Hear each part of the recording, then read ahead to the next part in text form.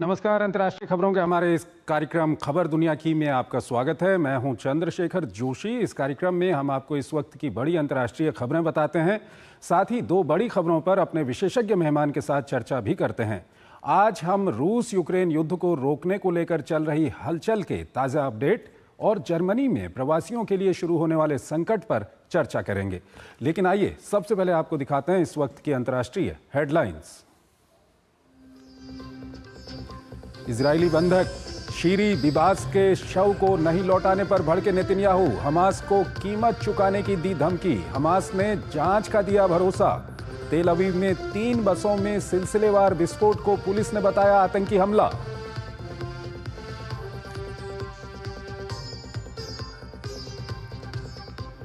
शांति की कोशिशों के बीच रूसी सेना का कीव सहित कई इलाकों में भीषण हमला, ऊर्जा संयंत्रों को भारी नुकसान।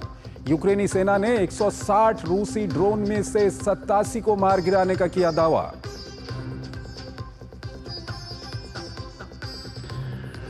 भारतीय विदेश मंत्री एस जयशंकर ने अपने चीनी समकक्ष वांग यी से की मुलाकात। दोनों नेताओं के बीच सीमावर्ती क्षेत्रों में शांति, कैलाश मानसरोवर यात्रा, हवाई कनेक्टिविटी पर हुई बातचीत। रूसी विदेश मंत्री से मुलाकात के दौरान यूक्रेन मुद्दे पर भी हुई चर्चा।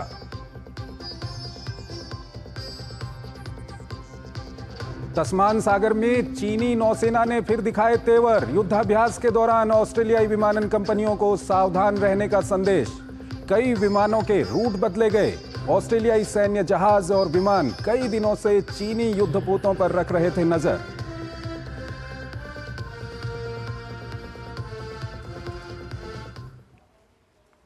और आइए पहली खबर की ओर आपको लिए चलते हैं। रूस यूक्रेन युद्ध को समाप्त करने को लेकर रूस और अमेरिका के बीच बातचीत के बाद यूक्रेन के राष्ट्रपति ज़ेलेंस्की का रुख कड़ा दिखाई दे रहा था।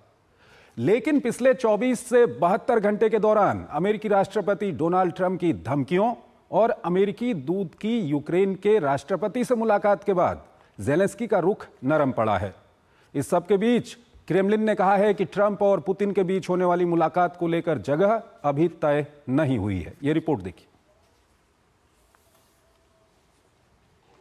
यूं तो यूरोप के अलग अलग देशों के एक मंच यूरोपीय संघ में बंधकर लंबे समय से एक दिखने की कोशिश के बावजूद भारी बिखराव दिखाई देता रहा है। ब्रिटेन ईयू का हिस्सा नहीं है तो कई देश इसमें शामिल होने के बावजूद इसकी नीतियों से इतर अपनी राह खोजने का कोई मौका हाथ से नहीं जाने देते हैं। इस बिखराव को रोकने में यूक्रेन जंग ने बड़ा मौका जरूर दिया, लेकिन अमेरिकी राष्ट्रपति डोनाल्ड ट्रंप ने इसी के सहारे यूरोपीय युग के अंत पर एक तरह से मुहर लगा दी है। ट्रंप ने यूक्रेन युद्ध की समाप्ति के लिए ज़ेलेंस्की और पूरे यूरोप को जिस तरह से दरकिनार कर रूस से बातचीत शुरू की, उससे पूरे यूरोपीय नेताओं में बेचैनी पाई जाती है। शायद यूरोपीय देशों ने इससे ज़्यादा कभी खुद को असहाय नहीं पाया होगा। म्यूनिख सम्मेलन में अमेरिकी उपराष्ट्रपति जेडी वेंस ने यूरोप को खूब खरी खोटी सुनाई। वेंस ने साफ कहा कि नाटो ठीक ठाक काम करे, इसके लिए जरूरी है कि यूरोप में इस सैन्य दल के सदस्य देश भी अपना रक्षा बजट बढ़ाएं। अमेरिका नाटो का सबसे बड़ा फंडिंग सोर्स है। वो बार बार मांग कर रहा है कि इसका खर्च सब मिलकर उठाएं। अच्छी अर्थव्यवस्था होने के बावजूद कई यूरोपीय देश इससे कन्नी काट रहे हैं। यूरोप के सारे देश इसे सुरक्षा की गारंटी मानकर निश्चिंत रहते आए हैं। दरअसल नाटो के एक देश पर हमला सभी सदस्य देशों पर हमला माना जाता है। इसी सुरक्षा गारंटी के तहत यूक्रेन भी इसमें शामिल होना चाहता है। ट्रंप का मानना है कि यूक्रेन की यही कोशिश युद्ध की जड़ है। अब ट्रंप एकला चलो की राह पर चल पड़े हैं। जिस मुस्तैदी के साथ यूरोप ज़ेलेंस्की के साथ खड़ा होता जा रहा है, ट्रंप के तेवर भी उसी तरह सख्त होते जा रहे हैं। गुरुवार को अमेरिका की ओर से ज़ेलेंस्की को दी गई धमकी के बाद उनका रुख नरम पड़ा है। कल तक यूक्रेन के बिना रूस के साथ वार्ता को खारिज करने वाले ज़ेलेंस्की अब ट्रंप के साथ सहयोग करने पर सहमत दिखाई दे रहे हैं। इस बीच क्रेमलिन ने कहा है कि ट्रंप और पुतिन के बीच होने वाली मुलाकात को लेकर अब तक जगह तय नहीं हुई है।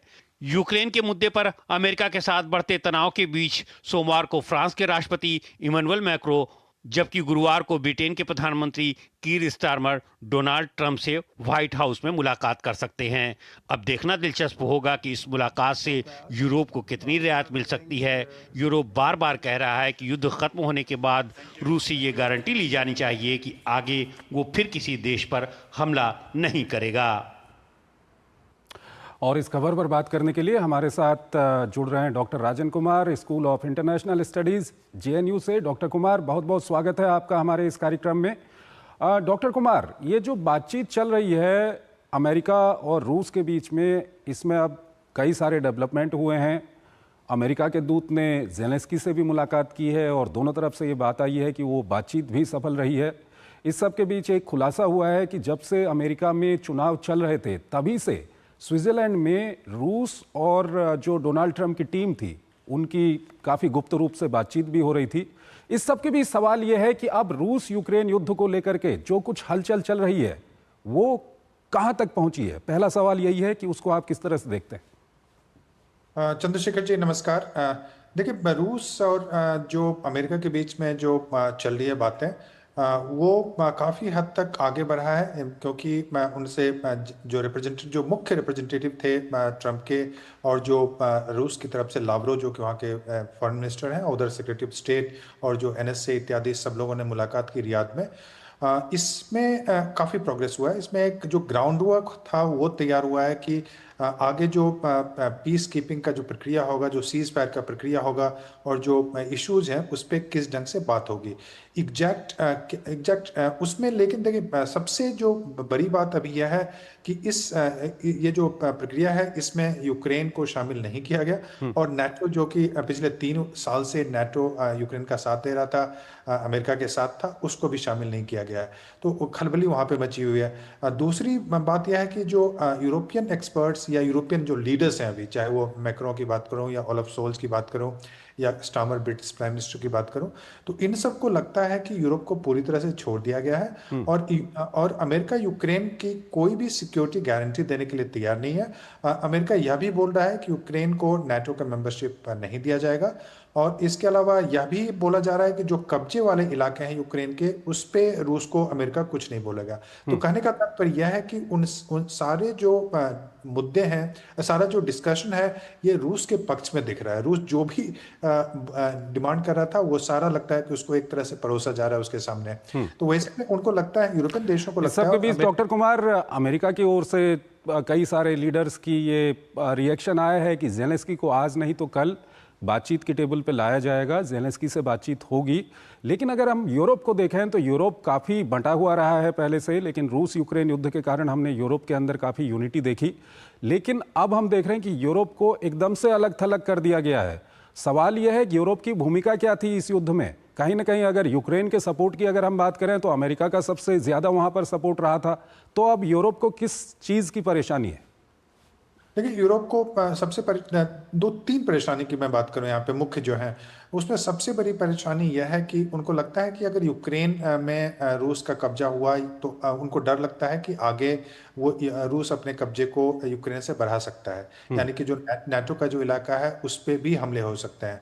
दूसरा यह यूरोप को डर लगता है कि अगर अमेरिका उनका साथ छोड़ देगा तो अभी तक जो पूरी तरह से वो अमेरिका पे डिपेंडेंट थे, उससे जो इनसिक्योरिटी होगी। अभी तक चूंकि अमेरिका वहाँ पे नाटो में फोर्सेस देता था, पैसे देता था, उनके पास एयरक्राफ्ट और जो भी मिलिट्री इक्विपमेंट वो सारे प्रोवाइड करते थे, तो वैसे में उनका क्या होगा, क्योंकि जर्मनी के पास अभी में उस ढंग का डेवलप्ड आर्मी नहीं है, उस ढंग के डेवलप्ड एयरक्राफ्ट इत्यादि जो चाहिए वो नहीं है, क्योंकि उनकी सिक्योरिटी गारंटी अमेरिका ले रखा था वर्ल्ड वॉर 2 के बाद से।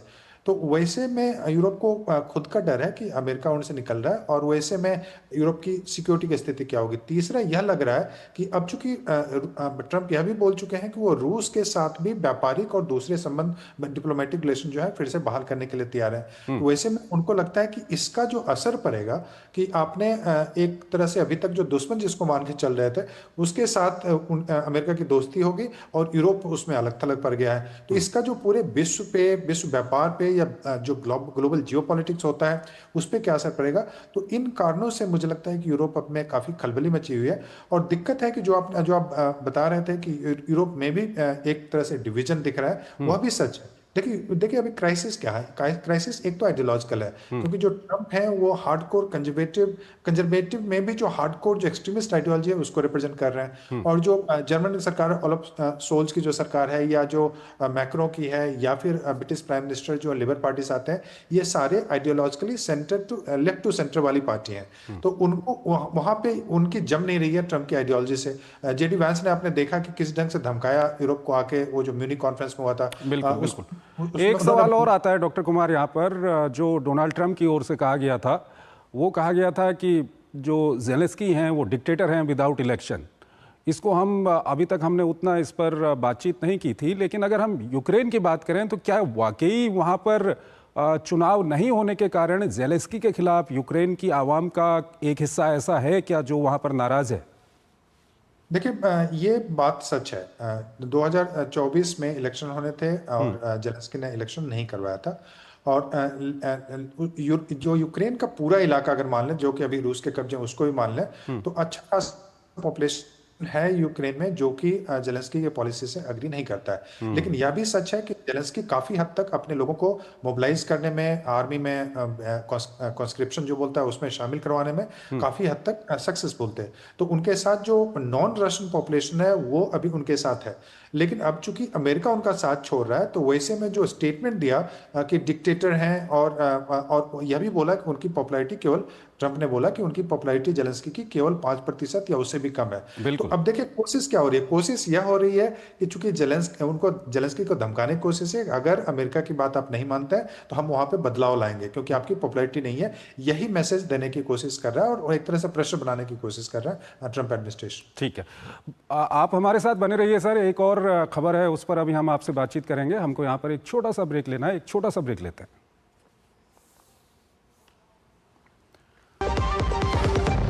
सस्ते वाले दाल मसाले स्वाद हुआ बेकार, एमडीएच की होगी मिर्ची धनिया करे कमाल, रंग दे ये खुशबू दे ये तीखा ये कम पड़े, क्या निराला एमडीएच मसाला। अगर आप एक ऐसी धरती की तलाश में हैं जहां अनंत संभावनाएं और अपार अवसर एक साथ मिलते हों, जहां एशिया का सबसे लंबा high speed automotive testing track हो और दुनिया के प्रमुख वाहन निर्माता स्थित हों, जहां भारत की 27% ऑर्गेनिक फसलें 11 यूनिक एग्रो क्लाइमेटिक जोन्स में उगाई जाती हैं, जहां 300 से अधिक फार्मा कंपनियां दुनिया के 160 देशों में दवाइयों का निर्यात कर रही हों, जहां कॉटन, सिल्क और डिफेंस मैन्युफैक्चरिंग नई इंडस्ट्रीज के साथ विकसित हो रही हों, जहां 1 लाख एकड़ से अधिक का इंडस्ट्रियल लैंड बैंक और प्राकृतिक संसाधनों की भरपूर उपलब्धता हो, जब ये सारी संभावनाएं एक जगह मिलती हों, तो समझ जाइएगा कि आप भारत के हृदय मध्य प्रदेश में हैं। स्वागत है आपका 8वें ग्लोबल इन्वेस्टर समिट 2025 में, जहां मुख्यमंत्री डॉक्टर मोहन यादव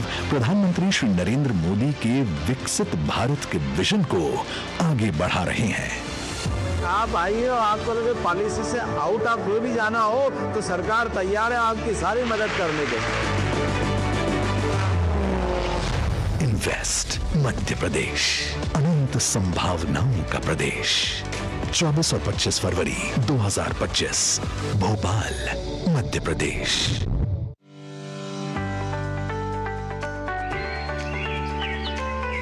अपनी धरती को हमेशा हरा भरा रखना हमारे हाथ में ही है, इसलिए मैं अपने कार के लिए सीबीजी ही पसंद करता हूँ। ये अपशिष्ट पदार्थों से बनी कंप्रेस्ड बायोगैस है।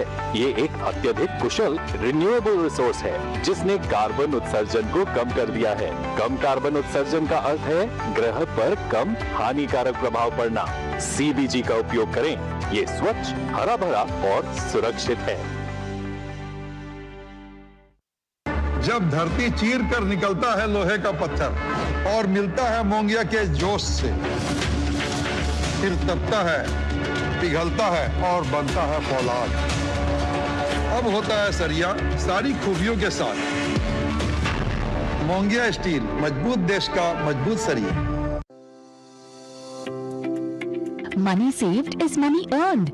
I'm now happy that I could save money every month. because of my PNG stove, as it cuts down on 20 to 25% of fuel usage. My PNG stove is also 100% safe with the ISI mark. Moreover, PNG as a fuel burns completely, making it a more environment-friendly fuel. So, use PNG and save money like me. जीरा से प्यास बुझाएं, digestion के लिए मस्त, शरीर में नमक पानी का बैलेंस बनाए।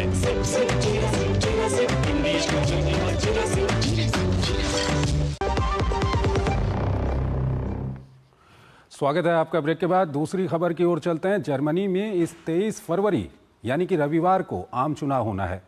यूं तो इस बार जर्मनी में कई तरह के मुद्दे हैं, लेकिन चुनावों और नए बन रहे समीकरणों को देखते हुए यहां रह रहे अप्रवासी इस बार काफी चिंतित हैं। ये रिपोर्ट देखिए। AfD यानी जर्मनी की धुर दक्षिणपंथी पार्टी अल्टरनेटिव फॉर डॉइचलैंड के कार्यकर्ता हवाई टिकट जैसे दिखने वाले पर्चे बांट रहे थे। नाम दिया था डिपोर्टेशन टिकट। ये मामूली सी लगने वाली बातचीत ही इस मुद्दे की पूरी कहानी है कि क्यों माइग्रेशन का मुद्दा 2025 के जर्मन चुनावों में सबसे बड़ा मुद्दा हो गया है। दरअसल माइग्रेशन को लेकर जर्मनी में 3 तरह के लोग हैं और 3 तरह के ख्याल हैं। एक हैं जो कहते हैं कि विदेशियों को, एक खास तबके के विदेशियों को जर्मनी से बाहर निकालो। दूसरे हैं जो कहते हैं कि अवैध आप्रवासियों का आना बंद करो, नए लोगों को शरण देना बंद करो और जो अपराध करे उसे फौरन बाहर निकालो। और एक तीसरा तबका है जो कहता है कि देश को कुशल विदेशियों की जरूरत है। यूं तो ये बातें बरसों से चल रही हैं, लेकिन दिसंबर में जब जर्मनी के माग्देबुर्ग शहर में एक क्रिसमस मार्केट में विदेशी मूल के एक व्यक्ति ने कार से लोगों को कुचल दिया, तो 2 महीने बाद होने वाले देश के आम चुनाव की दिशा ही बदल गई। जर्मनी में आप्रवास या माइग्रेशन लंबे समय से एक अहम मुद्दा रहा है। इस समय आबादी का 23% हिस्सा विदेशी मूल का है। कभी युद्ध में ध्वस्त हुए जर्मनी को विकास के लिए विदेशी कामगारों की जरूरत थी, इसलिए माइग्रेंट्स का खूब स्वागत हुआ। लेकिन तब से माहौल बहुत बदल चुका है। शरणार्थियों और अवैध आप्रवासन को लेकर चुनौतियां बढ़ी हैं। शरणार्थी नीति और नियमों को भी लगातार कड़ा किया गया है। इस कारण 2024 में जर्मनी में शरण आवेदनों में 34% की गिरावट आई। कुछ लोगों का मानना है कि आप्रवासन से श्रमिकों की कमी को दूर किया जा सकता है और आर्थिक वृद्धि को बढ़ावा मिल सकता है, जबकि एक बड़ा तबका है जो ऐसे आप्रवासियों को सार्वजनिक संसाधनों पर बोझ मानता है। यही वजह है कि CDU जैसी पार्टियां जो कभी आप्रवासन का समर्थन करती थीं, अब सीमा नियंत्रण और अवैध आप्रवासियों को निकालने के वादे कर रही हैं। Centre left social democratic party और ग्रीन्स ने अब पहले से ज्यादा सख्त रुख अपनाया है। जर्मनी में हर कहीं लेबर की कमी है। उसने मोरक्को, उज्बेकिस्तान, नाइजीरिया और केन्या के अलावा भारत के साथ भी प्रोफेशनल्स को लाने के लिए समझौते किए हैं। पिछले साल जब जर्मन चांसलर ओलाफ शॉल्ट्स भारत गए थे, तो एक समझौता हुआ था जिसके तहत 90,000 भारतीय कुशल कामगारों को जर्मनी में आने का मौका मिलेगा। इसलिए जर्मनी में माइग्रेशन पर होने वाली बहस का सीधा असर भारत पर होता है। AfD की बढ़त से डर है कि आप्रवासन को लेकर जर्मनी की नीतियों में बदलाव हो सकता है। ऐसा होता है तो भारत से आने वाले स्किल्ड माइग्रेंट्स भी प्रभावित होंगे। डॉक्टर राजन कुमार हमारे साथ जुड़े हुए हैं, विदेशी मामलों के जानकार हैं, उनसे हम बातचीत करेंगे। डॉक्टर कुमार, जर्मनी में चुनाव होने वाले हैं, लेकिन जो चुनाव पूर्व सर्वे वहां पर हुए हैं उसमें जो पार्टी अभी सत्ता में है SPD, वो काफ़ी पीछे आ रही है। उसके अलावा CDU जो पार्टी है वो आगे बढ़ रही है, लेकिन AfD जो है उसके बिना वहां पर सरकार बनाना अभी मुश्किल लग रहा है। इस सब के बीच अप्रवासियों का मुद्दा, क्या कुछ कहेंगे आप? देखिए, 2 सवाल हैं। पहले बता दूं कि अभी जो पोल चल रहे हैं वहाँ पे, जो प्री पोल जो हुए हैं, जो इलेक्शन संडे को होना है वहाँ पे, उससे जो प्री पोल सर्वेज हैं उसके हिसाब से जो क्रिश्चियन डेमोक्रेटिक यूनियन और क्रिश्चियन सोशल यूनियन, दोनों सिस्टर पार्टीज हैं। तो क्रिश्चियन डेमोक्रेटिक यूनियन और उसके लीडर जो हैं फ्रीडरिक मेट्ज, उनको प्रोनाउंस किया था, मर्ज लिखा जाता है। तो वो उनके इस पार्टी के जीतने की पूरी संभावना बताई जा रही है। लेकिन सबसे महत्वपूर्ण बात यह है कि उस अभी तक जो पार्टी जिसको कि एक तरह से अछूत पार्टी के रूप में माना जाता था, यानी कि उसको वहां पे फायरवॉल टर्म यूज किया जाता है कि उनको अलग रखा जाता था, उनसे कोई भी संधि नहीं की जाती थी, उनसे बातचीत भी, पार्लियामेंट में भी सपोर्ट नहीं लेते थे, जिसका नाम है AfD, अल्टरनेटिव फॉर डॉइचलैंड, जो उसका जो रियल ये है। तो डॉइचलैंड मतलब जर्मनी का नाम, जर्मन ये है। तो वहां पे AfD लगभग 20 से 21% मत पाने की संभावना बताया जा रहा है, लेकिन जो 30% है वो ये जो क्रिश्चियन डेमोक्रेटिक यूनियन और क्रिश्चियन सोशल यूनियन जो है उसकी आएगी अभी। और इसी पार्टी की सरकार 2021 से पहले थी, जिसमें कि एंगेला मर्केल ने लगभग 16 साल तक वहां पे शासन किया था, और बहुत ही पॉपुलर, जर्मनी के इतिहास में सबसे ज्यादा जो पॉपुलर चांसलर बताया जाता है उसमें एंगेला मर्केल का नाम भी आता है। तो अभी लेकिन वहां पे फिर से वो पार्टी आने वाली है, लेकिन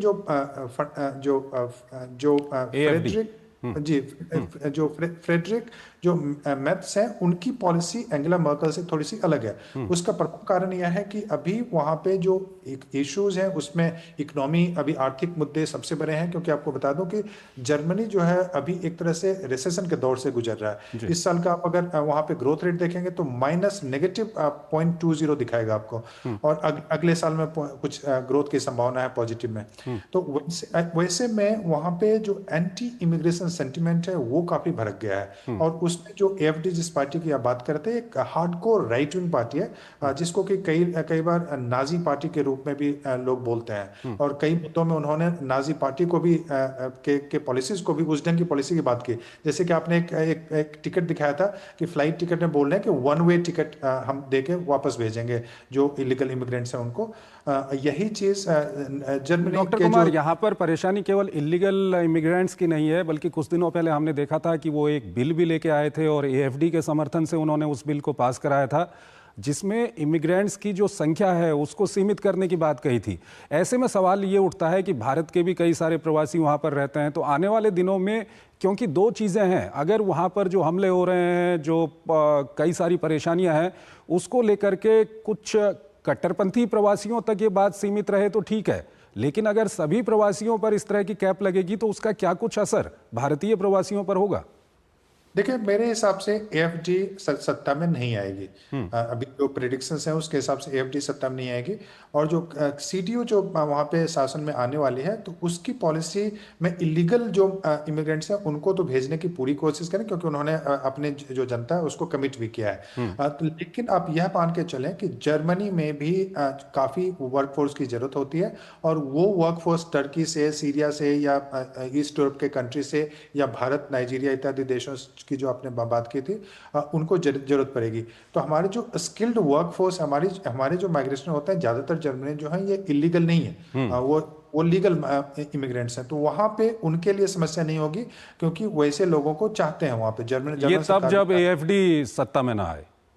AfD में सत्ता आने की संभावना जो भी एक्सपर्ट्स हैं वो बोल रहे हैं कि अभी नहीं है। और क्रिश्चियन डेमोक्रेटिक यूनियन की अभी भी पॉलिसी है कि ठीक है, आपने सही बताया कि पार्लियामेंट में एक बार उसने लेजिस्लेशन में सपोर्ट लिया था AfD का, वो पहली बार ऐसा हुआ था, लेकिन सत्ता में वो AfD को शामिल नहीं करेंगे, और संभावना है कि 30% जो उनको सपोर्ट मिलेगा उसमें जो दूसरी पार्टीज हैं उनके समर्थन वो लेंगे, AfD का समर्थन नहीं लेंगे, क्योंकि जो एंगेला मर्केल और उनके जो समर्थन वाले लोग हैं वो नहीं चाहते हैं कि AfD से किसी भी तरह का रिलेशनशिप क्रिश्चियन डेमोक्रेटिक यूनियन का बने। तो AfD सत्ता में नहीं आएगी, और इलीगल माइग्रेंट। लेकिन एक चीज जरूर है कि चंद्रशेखर जी की जो अगर नहीं भी मान लीजिए कि जो लीगल इमिग्रेंट्स उस पर नहीं अगर ये दिक्कत होती है, लेकिन यह तो जरूर है कि जो एंटी इमिग्रेंट सेंटिमेंट है वो काफी भड़क चुका है जर्मनी में भी। और वैसे में जो टारगेट्स होते हैं, जो रेशियल अटैक्स होते हैं, जर्मनी में रेसिज्म काफी स्ट्रांग है, पहले भी मैं बता दूं। और वैसे जो एक रेसिज्म होता है, और दूसरे लोगों के विरोध में जो एक हेट होता है, ये नॉर्मल एक फिनोमेना बन जाएगा, और ये घबराने वाली। चलिए डॉक्टर कुमार, काफी महत्वपूर्ण रहेगा आने वाले दिनों में ये देखना कि जर्मनी में जो चुनाव होते हैं वहां पर कौन सरकार बनाता है, और जब वहां पर सरकार बनती है तो अप्रवासियों को लेकर के क्या कुछ उसकी नीतियां होती हैं, काफ़ी महत्वपूर्ण रहेगा। डॉक्टर कुमार, बहुत बहुत धन्यवाद आपका हमारे इस कार्यक्रम में जुड़ने के लिए, और इन दोनों ही विषयों पर अपना महत्वपूर्ण विश्लेषण हमारे दर्शकों के सामने रखने के लिए। और हमको यहाँ पर एक छोटा सा ब्रेक लेना है, ब्रेक के उस पार हम आपको आज की कुछ और महत्वपूर्ण अंतर्राष्ट्रीय खबरें बताएंगे।